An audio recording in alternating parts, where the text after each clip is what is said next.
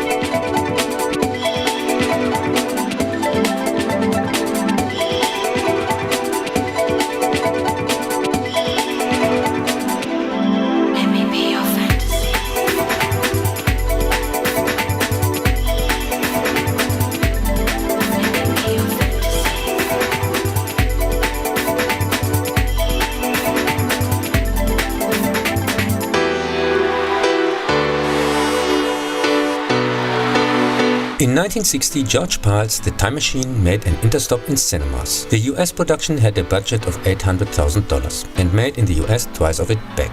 It was a worldwide success and is the epitome of time travel movies. The movie is based on The Time Machine from 1895, H.G.Wells' first short novel. The classic among science fiction is the first description of time travel into the future by means of a time machine. The plot is mostly like the movie, but has a nameless protagonist and is not as exciting told. There are also political, economic and social conditions in Britain parts which are left out in the adaptations.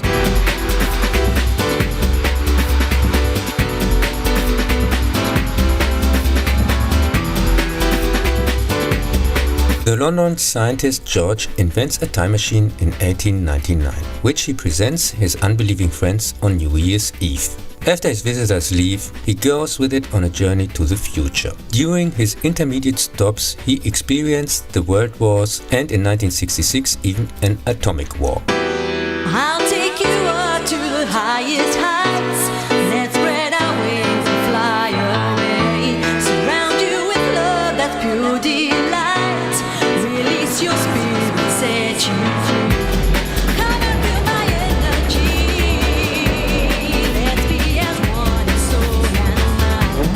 I'll fill your world with ecstasy. Touch all your dreams down inside. Let me be your fantasy. In the year 800,000, he must realize that humanity has developed into two different forms. The peace-loving, human-like Eloi who live above the earth and feed only on fruits. And the monster-like Morlock who live underground and use the unknowing Eloi as food. Let me be your fantasy.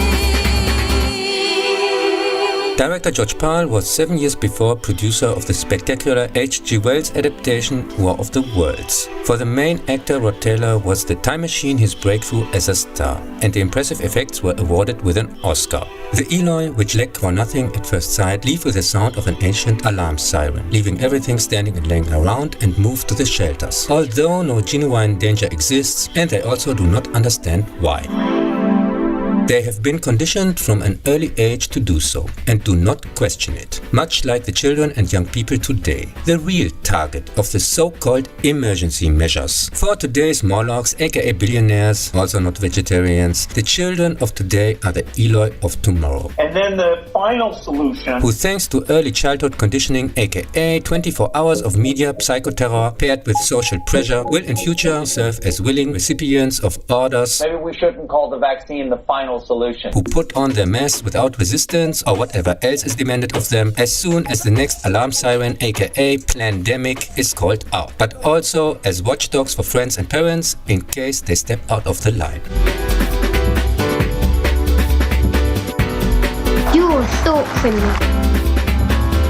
This pressure is exercised by so-called educators, teachers and so on, who themselves have apparently learned nothing from the history and like many of the population suffer from the Stockholm Syndrome and therefore simply ignore or hide facts concerning the perpetrators aka the current junta. More about this soon in George Orwell's 1984 of course. The Time Machine is a masterpiece and a timeless classic. It's a pity that the critical tone of the novel is completely severely lacking, in which the Morlock are mutants from the working class and not the result of radiation. Nevertheless, he is a milestone of the genre and my personal favorite among the time travel movies. Come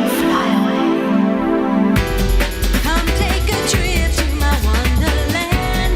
Let's spread our wings and fly away. Feel oceans of love flow through your hands. See visions, colors every day. Let me feel your warm embrace. Release the colors in your mind. I'll put a smile upon your face. I've got what it takes to make you mine.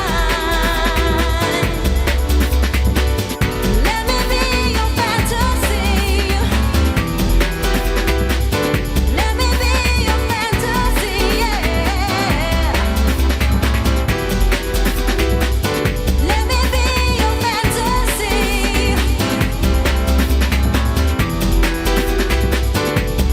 I'll take you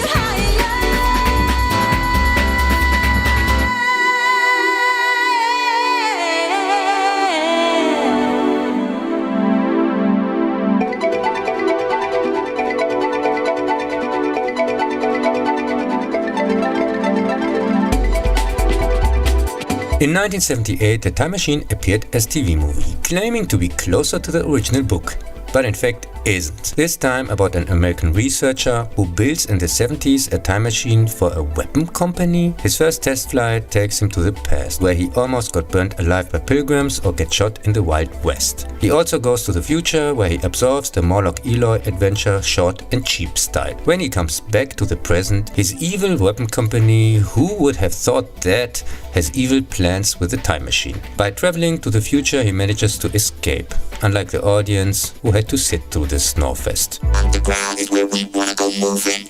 How's the crowd? In 1979, Carl Alexander's sci-fi novel Time After Time was published here in Germany as Escape to the Present. In the same year, the movie came out in Germany as Escape to the Future. The same named Cyndi Lauper song was released in 1984 and has nothing to do with the movie apart from the title it borrowed. Movie and book were made at the same time because director Nicholas Meyer was befriended with the author and they exchanged script and novel ideas, which is why the plot is identical except for a few minor details. For example, the novel is told also from the perspective of the killer. H.G. Wells invents a time machine in 1893, which he presents his unbelieving friends. When the police suddenly show up, one of his friends turns out to be Jack the Ripper and uses the time machine to escape to the future. Since the machine returns without a special key automatically, the inventor starts chasing the serial killer and ends up in San Francisco of 1979. The time travel rules don't really make sense because unlike in the original Wells novel, the time machine never leaves its place, even if she seems to disappear, and only the passenger travels through time and appear where the machine is at that time frame. For example, 1979 in the Wells exhibition. If that wouldn't be the case, how was anybody able to find the time machine in the basement of his house? So what is the key exactly good for? The movie is very well done and has an excellent cast, which makes it easy to overlook some of the logic holes. In 2009 there was a sequel book called Jacqueline the Ripper by the same author. It takes place in the year of release, has a similar plot, only this time with smartphones and internet, and all the main characters return. But the supposedly dead Jack the Ripper is for reasons transformed into a woman. The story seems more like a satire. For example, during a dinner, Wells is asked about his great-grandson Simon Wells and his horribly bad adaptation of The Time Machine from 2002.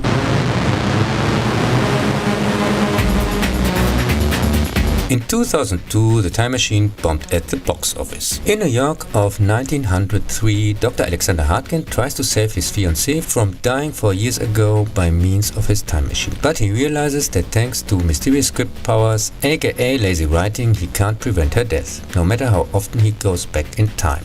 So he does the only logical thing any of us would do in such a situation and flies into the future?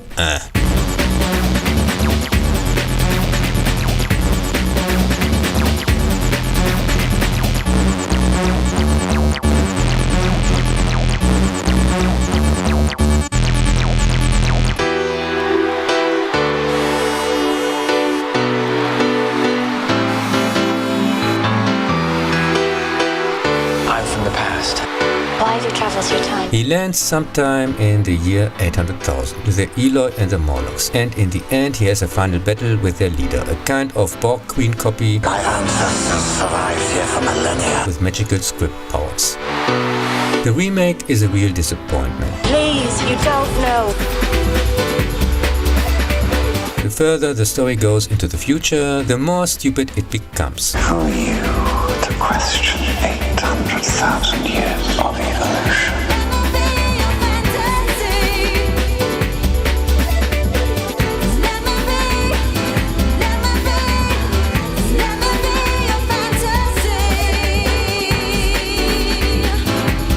In 2017, the 12-part CW TV crap Time After Time got quietly cancelled after 5 episodes. The so-called remake of the 70s movie is set in 2017 and follows only roughly the original story, which is brushed over in the first 2 episodes. In the series, Jack the Ripper stays alive and Wells sometimes tries to catch him, kill him or work with him, whatever the story needs. The time machine is also used by Jack the Ripper time after times when the story needs it, and also serves as a deus ex machina where the rules are simply pulled out of a hat. To appear more intelligent, the episode titles consist of the lines from the Cyndi Lauper song.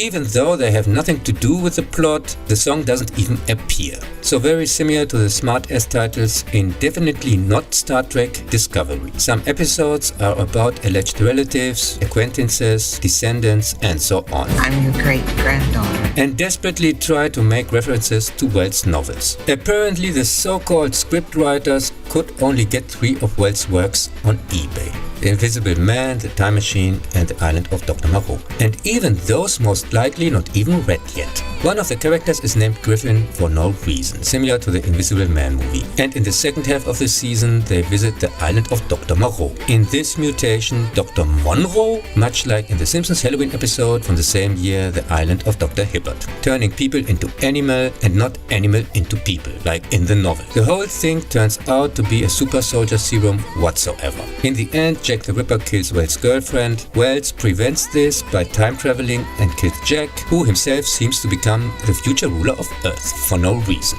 because script says so. A twist which makes zero sense, clearly inspired by Tim Burton's Planet of the Apes disaster, already extensively autopsied in the same named review. Back then, when autopsies were not prohibited to cover up crimes against humanity committed by politicians.